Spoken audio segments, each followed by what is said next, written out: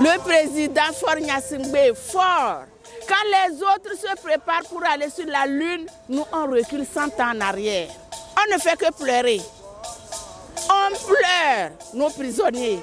On pleure parce qu'on a pris le Togo en otage. On a trop pleuré nos enfants. Savoir que ça fait plusieurs décennies que cette dictature perdure dans notre pays, le Togo, avec moult assassinats, des arrestations arbitraires, des arrestations des hommes politiques.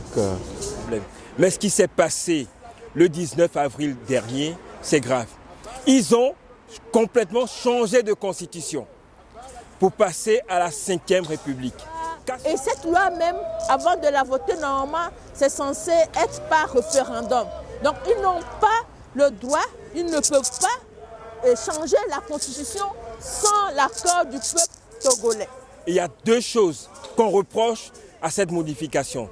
La première, c'est que notre constitution de 92 ne prévoit pas que des députés puissent changer de régime.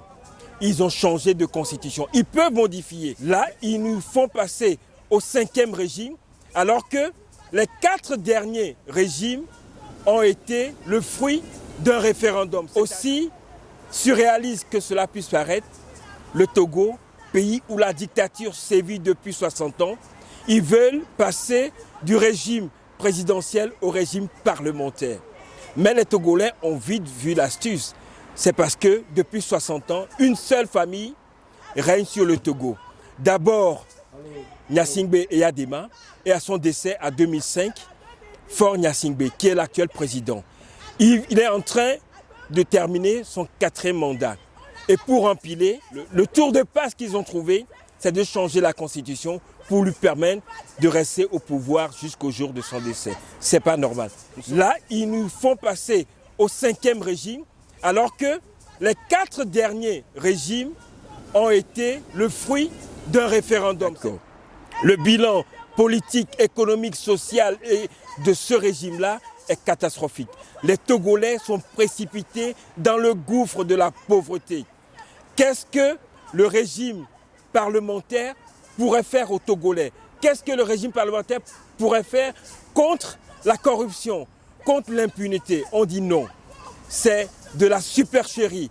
Que la constitution de 92, que les Togolais se sont librement donnés, soit remis en selle. Le Togo reste une exception, un pays atypique où tout se passe comme si nous ne sommes pas sur la planète Terre.